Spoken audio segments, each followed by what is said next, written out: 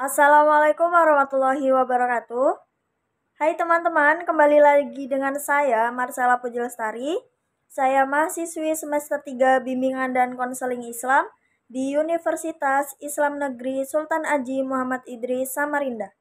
Baik, dalam kesempatan kali ini saya akan membahas materi tentang perkembangan peran gender dalam mata kuliah Psikologi Perkembangan yang diampu oleh Bapak Muhammad Hasan Abdillah, SPSI MPSI. Baik, masuk ke pembahasan yang pertama, yaitu adalah pengertian peran gender. Gender adalah suatu sifat yang dijadikan dasar untuk mengidentifikasi perbedaan antara laki-laki dan perempuan dilihat dari segi kondisi sosial, budaya, nilai dan perilaku, mentalitas, dan emosi serta faktor non-biologis lainnya. Sejarah perbedaan gender antara seorang pria dan seorang wanita terjadi melalui proses yang sangat panjang dan dibentuk oleh beberapa sebab, seperti kondisi sosial budaya, kondisi keagamaan, dan kondisi kenegaraan. Dengan proses yang panjang ini, perbedaan gender akhirnya sering dianggap menjadi ketentuan Tuhan yang bersifat kodrati atau seolah-olah bersifat biologis yang tidak dapat diubah lagi. Inilah sebenarnya yang menyebabkan awal terjadinya ketidakadilan gender di tengah-tengah masyarakat.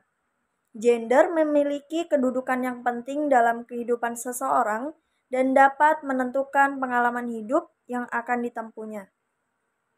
Gender dapat menentukan akses seseorang terhadap pendidikan, dunia kerja, dan sektor-sektor publik lainnya. Gender juga dapat menentukan kesehatan, harapan hidup, dan kebebasan gerak seseorang. Jelasnya, gender akan menentukan seksualitas, hubungan, dan kemampuan seseorang untuk membuat keputusan dan bertindak secara otonom. Kemudian masuk ke pembahasan kedua, yaitu adalah jenis-jenis peran dalam gender. Terdapat 4 jenis peran dalam gender. Yang pertama adalah peran gender. Peran gender adalah peran yang dilakukan perempuan dan laki-laki sesuai dengan status, lingkungan, budaya, dan struktur masyarakatnya. Peran tersebut diajarkan kepada setiap anggota masyarakat, komunitas, dan kelompok sosial tentunya yang dipersepsikan sebagai peran perempuan dan laki-laki. Kemudian yang kedua adalah peran produktif. Peran produktif merujuk kepada kegiatan yang menghasilkan barang dan pelayanan untuk konsumsi dan perdagangan. Semua pekerjaan di pabrik, kantor, pertanian, dan lainnya yang kategori aktivitasnya dipakai untuk menghitung produksi nasional bruto suatu negara, meskipun perempuan dan laki-laki keduanya terlibat di dalam ranah publik lewat aktivitas produktif, namun masyarakat tetap menganggap pencari nafkah adalah laki-laki. Kemudian yang ketiga ada peran reproduktif. Peran reproduktif dapat dibagi menjadi 2 jenis, yaitu biologis dan sosial.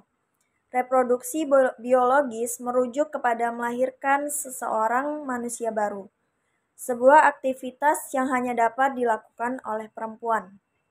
Reproduksi sosial merujuk kepada semua aktivitas merawat dan mengasuh yang diperlukan untuk menjamin pemeliharaan dan pertahanan hidupnya. Kemudian, yang keempat adalah peran sosial atau kemasyarakatan. Kegiatan kemasyarakatan merujuk kepada semua aktivitas yang diperlukan untuk menjalankan dan mengorganisasikan kehidupan masyarakat. Peran kemasyarakatan yang dijalankan perempuan adalah melakukan aktivitas yang digunakan bersama. Misalnya, pelayanan kesehatan di posyandu, partisipasi dalam kegiatan-kegiatan sosial dan kebudayaan seperti kerja bakti, gotong royong, pembuatan jalan kampung, dan lain-lain. Kemudian ada 4 faktor yang mempengaruhi perkembangan peran gender, yaitu yang pertama adalah faktor sosial, yang kedua faktor biologis, yang ketiga faktor kognitif, yang terakhir adalah kebiasaan. Mungkin cukup sekian materi dari saya, kurang lebihnya saya mohon maaf. Sampai jumpa di video selanjutnya. Thank you for watching.